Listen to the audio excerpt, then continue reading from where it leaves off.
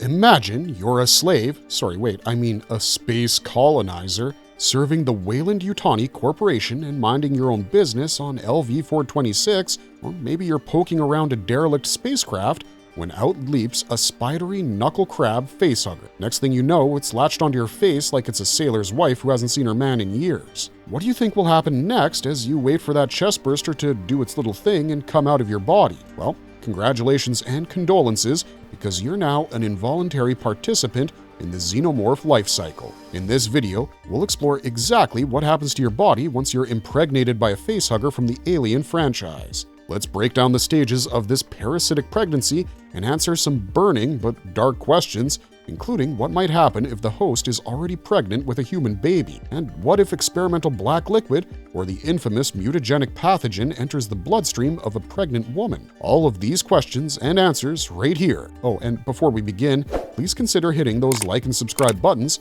Those 2 small clicks from you will help us tremendously in bringing you more of these marvelous videos. And now, let's get started.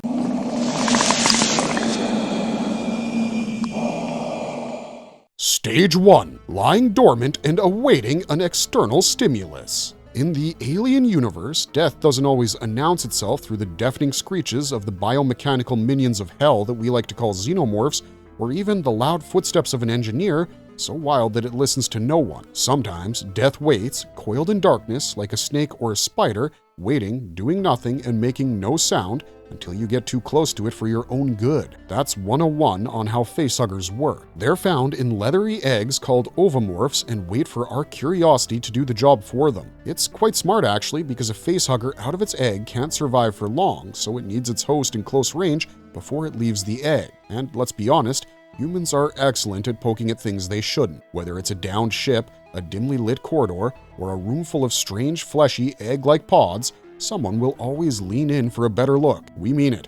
Always. Inside those eggs, the facehugger lies dormant, tucked in, and still protected from the elements by a bioshell that's equal parts meat and mystery. But that shell isn't lifeless like a chicken's egg shell. Quite the contrary. The ovomorph has its own nervous system. It detects when something warm and breathing has wandered close. It alerts the facehugger inside, and the top of the egg splits open like a flower so that the facehugger can angle itself and leap onto its target's unsuspecting face with near-perfect precision. Of course, sometimes the facehugger misses, as we once saw with Ripley in Aliens, but more often than not, the creature hits its mark. We'll talk more about that in a bit. But the thing is, this is where the smartest people in the room usually make their last mistake. They inch closer because they're drawn in by movement, and they're always curious to see what's inside. I mean, what's the need to go out there and explore what clearly looks alien and possibly fatal? Be it scientists or regular colonial marine brutes, or sometimes even miners, everyone wants to take a piece of that action because they want to become famous for discovering an alien life form, but the cost is too high because the facehugger springs from its resting place and wraps itself around the host's face with enough speed to kill any reaction. Long finger-like appendages clamp down on the skull. The tail curls tightly around the neck. Soon, breathing becomes a problem, and as panic sets in within the victim, fight is all but over.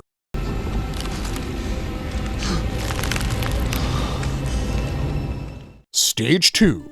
Paralysis and the instant coma, basically lights out. The first thing a facehugger does after giving you the most unwanted kiss in the galaxy is to get you unconscious, and that happens almost as soon as you get its kiss. The reason is simple. The facehugger doesn't want you to resist it. These creatures come equipped with a paralytic toxin that acts pretty quickly. In fact, the moment it latches onto your face, it delivers this chemical sedative through mere skin contact. Next thing you know, you've dropped like a sack of space potatoes. Actually, you don't know it because you're instantly down. This knocking out is less like sleep and more like a coma that ensures you won't be ripping the facehugger off or fighting back. The dosage is also perfectly balanced. Not so little that you stay awake, and not so much that it outright kills you, because the facehugger needs you to be awake for the chestburster to grow inside you. In fact, there's evidence that the facehugger, or possibly even the ovomorph it came from, can adjust the amount of toxin based on the size or physiology of the host. So it may need a stronger dose for someone like an engineer or a predator, and a slightly lighter one for a human or a dog. Now, the long fingers that grip you by your head overpower you and help the facehugger use the back of your head as a handle of sorts, but these fingers also make sure that you stay down for the count. Its tail wraps tightly around your neck, which not only holds you in place, but can constrict if necessary to cut off blood flow until you pass out. Furthermore, you can't remove the facehugger by trying to chop off its fingers because, much like a xenomorph, even a facehugger comes packed with acidic blood. And if you happen to cut off its body parts, the acidic blood runs the risk of hurting the host. Now, that's a pretty smart tactic because it ensures that once someone's been facehugged, their fate is sealed more often than not. So, it's safe to say that between the quick work of the sedative and the tail's chokehold, you're guaranteed to lose consciousness pretty quickly, making you the perfect incubator for the offspring that's to follow.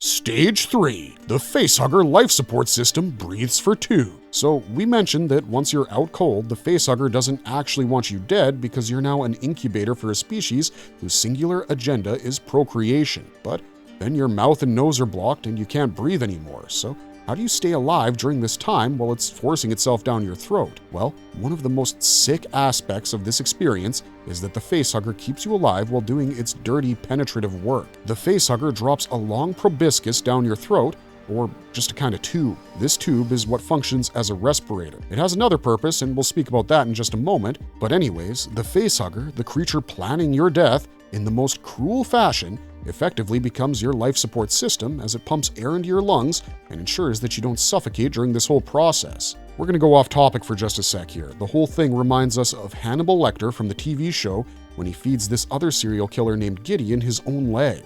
Gideon's leg. In fact, after chopping off Gideon's legs, he treats him and brings him to good health so that his body can be used for other meals. There's only so much freshness in frozen meat, right? It was disgusting and wicked. Anyways, coming back to the facehugger, why does the facehugger need to support you? Well, the toxin that knocked you out, plus the very mental shock if you were awake, could depress or simply stop your own breathing. The facehugger plans ahead for that. Call it years of evolution, if you will, or just the effects of the black goo, if you're someone who believes in Ridley Scott's prequel movies. The sac-like organs on the facehugger's sides, the ones that look like pretty slimy bellows, they start expanding and contracting to act as air pumps or lungs. It also creates the perfect mix of gases required for your species to breathe. Now, how it knows all this is unclear, but we're assuming it's an insight, an evolutionary insight. For instance, why do most predators know that the neck is where they should attack? Well, no one told them so, but they just know. In the original Alien film, for example, poor Kane got facehugged on LV-426, where the atmosphere wasn't breathable for humans. The facehugger conveniently melted through his helmet and provided him with a breathable mix of air through its proboscis, which kept him alive long enough to be brought back to the ship. In other words, it performs mouth-to-mouth or a tube-to-lung resuscitation for hours. You might compare it to being on a ventilator, except the ventilator is an alien sitting uncomfortably on your face. Stage 4. Implantation through an invasive surgery. Now we get to the main event, and all the rest of this were just the comedians warming you up for Pink Floyd or maybe Coldplay. That's a more relevant band, right? The facehugger is called that because it hugs your face, but why does it do that? It's not in love with you. So the real purpose is to deliver the beginnings of a baby xenomorph into your body. Traditionally, fans and characters in the films believe that it's some kind of an embryo or maybe a seed that's implanted down your throat and into your esophagus, and if you think about it, indeed, the facehugger's proboscis deposits some kind of embryo or seed. This thing then grows further into your chest cavity, probably uses your own body mass to grow, and finally, when it feels ready to burst out of your chest, it does so. However, alien lore has gotten more intriguing and gross over the years. Some scientists in the extended universe, for instance Dr. Blue Marsalis in the novel Alien: The Cold Forge, have discovered that the facehugger doesn't actually insert a fully formed mini xenomorph embryo at all. Instead, the facehuggers inject a mutagenic substance nicknamed Plagiarius praepotens, Latin for supremely infectious thief. You will note that the term plagiarism, which basically means copying or unethically borrowing, comes from the word plagiarius, which has several meanings, including thieving and kidnapping, and the other term means a mimic. So, Plagiarius praepotens rewrites the host's DNA on a cellular level. It turns your own cells into the building blocks of a xenomorph by altering your DNA extremely rapidly. In plain terms, the facehugger deposits what is essentially a tumor-like growth in your esophagus that hijacks your biology to grow a xenomorph fetus inside you. Your body does the construction work and is pretty much guided by the parasite's genetic instructions. Now this, in my humble opinion, is truly the most insidious way of birthing your young ones while ensuring these young ones take some of the capabilities and traits of the hosts. And I'm talking about my entire experience with the horror and sci-fi genre, which, let me assure you, is not limited. This could explain why xenomorphs take on some characteristics of their hosts. For instance, the dog alien in Alien 3 had quadrupedal canine-like traits after gestating in a dog. In fact, they initially wanted to use larger cattle instead of a dog. Whether it's a physical embryo or a transformative pathogen, the implantation process usually takes a few hours, during which the facehugger stays attached to make sure the job is fully done. In most cases, like in Alien, the facehugger remained on Kane for quite a while. On the other hand, in some instances, implantation can be quicker. For example, in Alien vs. Predator and Alien Covenant, some facehuggers finished implantation in a few minutes. We're thinking that the rate at which the implantation happens is subject to the movie's story and other cinematic reasons instead of anything else, but don't tell anyone we said them. Stage 5. Your immune system and organs come under siege. You might be wondering why the host's body doesn't realize that something foreign and dangerous has entered. I mean, when even a germ enters our body fights it. So yeah, under normal circumstances, your immune system would go haywire trying to attack an invader or a weird, rapidly growing tumor, but the xenomorph's reproductive strategy has thought of that too. Facehuggers chemically suppress the host's immune system to prevent rejection of the alien tissue. Essentially, your body's defenses are drugged and told to stand down while the intruder sets up shop. The exact mechanisms aren't fully spelled out in the movies, but extended lore would suggest that the facehugger's underbelly secretions, more specifically the same general area that delivers the sedative, also includes compounds to keep your immune response in check. With your immune system effectively told to shut the F up and sit down, the developing chestburster can grow uninterrupted and your body doesn't attack it as a foreign pathogen. Internally, your organs are likely under stress. The embryo or mutant cell mass is drawing on your nutrients and energy reserves to grow. It's almost like a parasitic twin or a hijacked pregnancy. Your body is feeding it like it would feed a fetus. The parasitic twin idea may sound strange, but it isn't. Remember Deadpool and Wolverine? Well, the villain from that story, Cassandra Nova,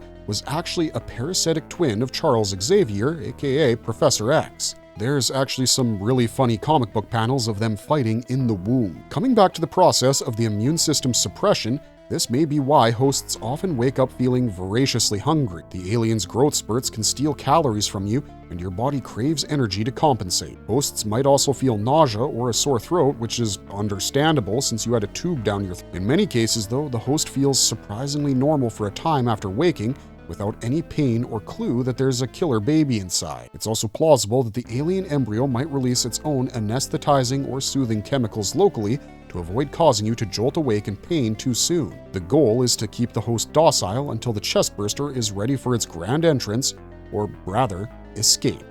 Stage 6. The facehugger stays stuck on your face for a little longer. A curious thing about facehuggers is that even after they've done the whole implantation thing, they usually hang on for a while longer. If the embryo is already implanted, why don't they just drop off immediately and scurry away? There are a couple of reasons, both practical and evolutionary. Firstly, as mentioned, the facehugger is your life support until you can breathe on your own. If the implantation process or the toxin dose left you so deeply unconscious you're not ventilating yourself, the facehugger will continue to pump air for as long as needed. It essentially babysits you until your body can resume autonomous function. If you were to start waking up prematurely, that is, before the alien embryo was safely established, the facehugger might even give you a bit more sedative to keep you under. After all, it doesn't want an angry host ripping it off before the bun is in the oven. In simpler terms, if the host hasn't recovered by the time the facehugger's job is done, it stays on to keep the body alive long enough for the chestburster to develop. Secondly, the facehugger seems to have some sort of a mission complete signal wired in. What I mean by this is that once the implanted mutagen is secure,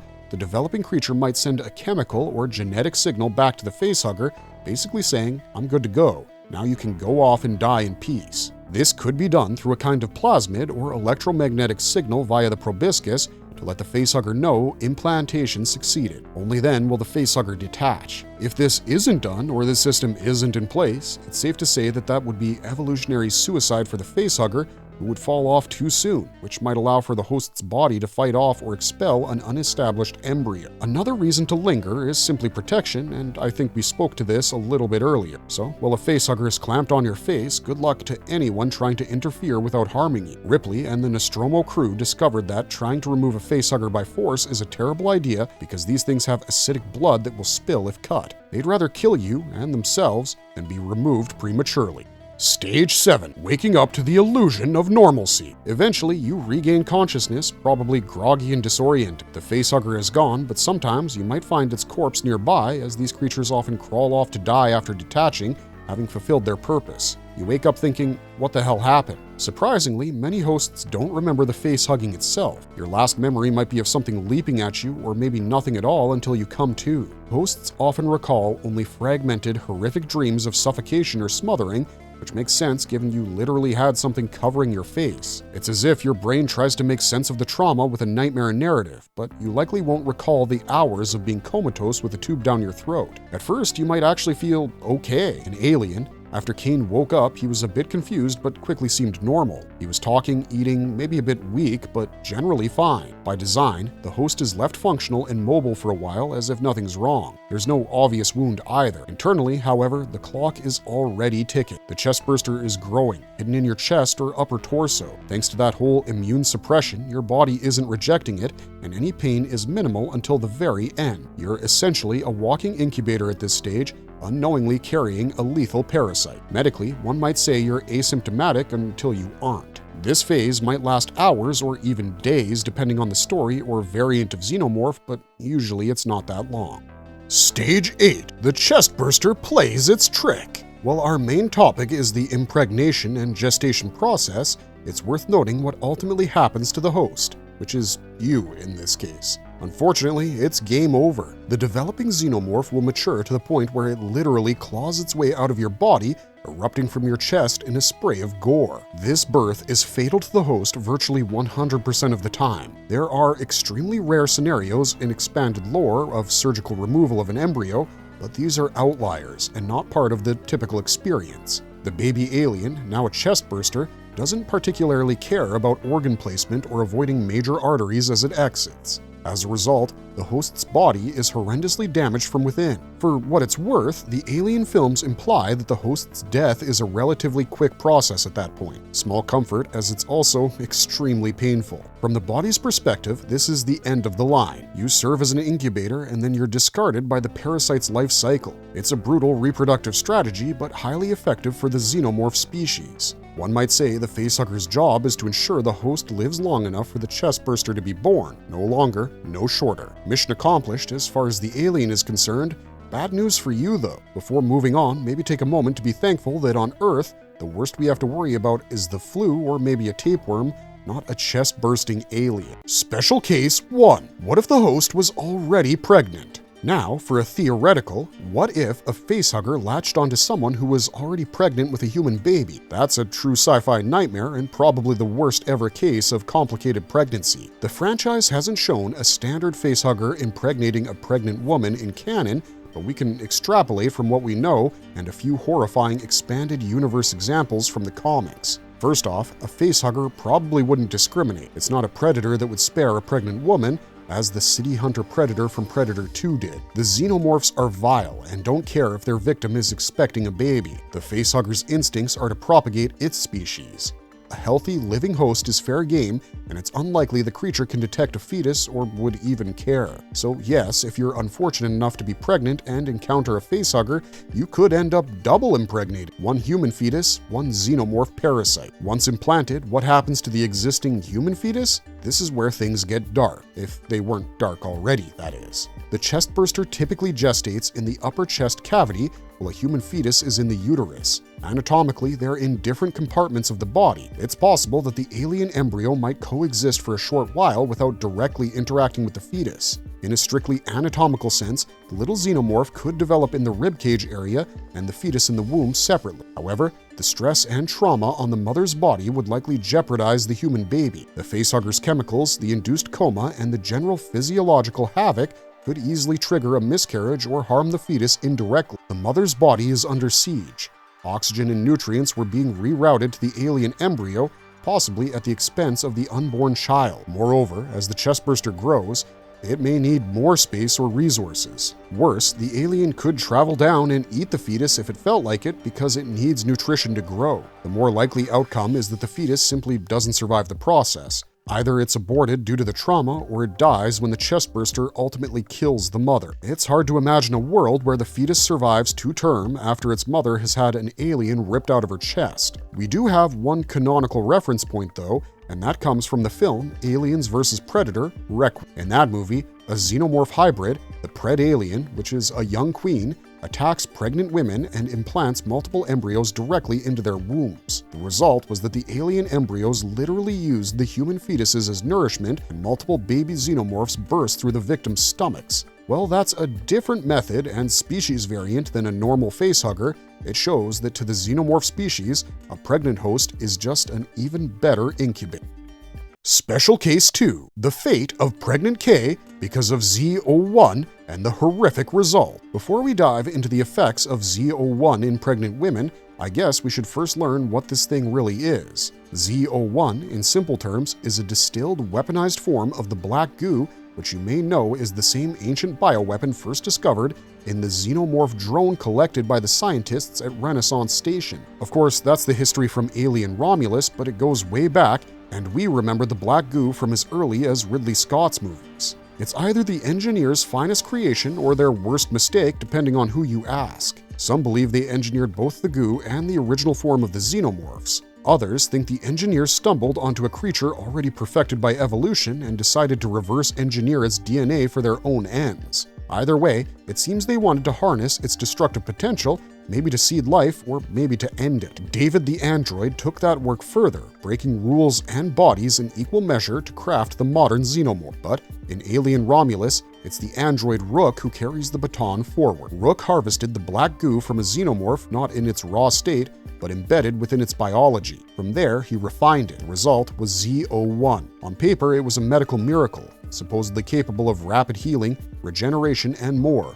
Almost too good to be true, and it was. Kay found that out the hard way. After being infected, she gave birth to a living ovomorph and secreted black goo from her breasts, which the resulting creature then fed on. Why did Rook push it on her then? The answer's fairly cold. He didn't care about Kay's health, he cared about Z01 surviving the mess on Renaissance Station. Injecting Kay with it was a way to preserve the compound inside a host, a backup plan dressed up as compassion, and it also doubled as a live trial, another entry into Weyland Yutani's long list of shady experiments. Now, let's talk about what that injection actually did. Kay had been pregnant. Almost no one knew, not even her brother Tyler. Rain was the only one she told. When the xenomorph drone dragged Kay off, Tyler didn't find out until it was too late. The drone used its tail to impale and carry her, which left her bleeding heavily. That injury, ironically, saved her life. It made her unsuitable as a host for a chestburster. Later, Rain and Tyler found her alive but barely hanging on. Rain sent Kay back to the Corbalon, hoping she'd be safe while Rain went after the injured Andy. Alone and frightened, Kay focused on her unborn child. She wanted the baby to live, to have something better than death on a space station. With Z01 on board and promises of healing still echoing in her mind, she injected herself. No grotesque mutations followed first. She felt stronger. The worst seemed behind her, but when Rain returned and opened her cryopod, everything had changed. Kay had gone from pregnant to about to give birth in minutes, and what came out wasn't human. She delivered an ovomorph, a xenomorph egg, complete with all the acidic traits we've come to expect. It developed fast, maturing in a matter of moments. Rain tried to destroy it, but the egg turned acidic, forcing her to retreat. When she returned, the egg had opened. The creature inside had escaped. It didn't take long to find it either. Screams led Rain back to Kay, where she found the creature, now grown. It wasn't a xenomorph, not entirely, and it definitely wasn't human either. It had pieces of both, along with traits we've seen in the engineers. Its body had the biomechanical texture of a xenomorph. Its size and strength resembled an engineer, but its movements, its curiosity, its feeding patterns, those were oddly human. It fed by attaching its secondary jaw to Kay's chest and drawing sustenance from her black goo-infused breast. The image is disturbing, but it also tells us one thing: this creature was something new. Its life cycle had already broken the rules.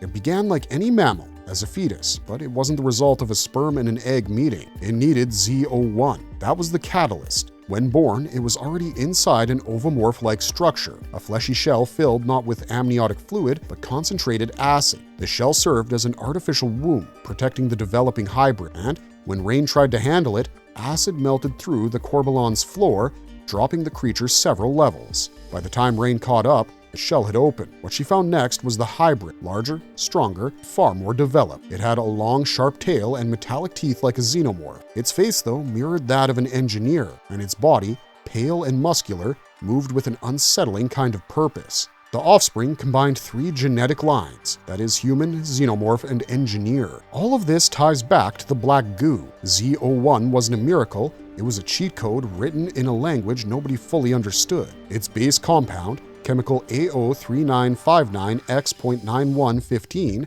has always been a biological wildcard. Canonized recently by Marvel, it's part virus, part mutagen, part something else entirely. It can create life or obliterate. Millions of microorganisms inside give it form and function. Some theories suggest it originated from the engineers.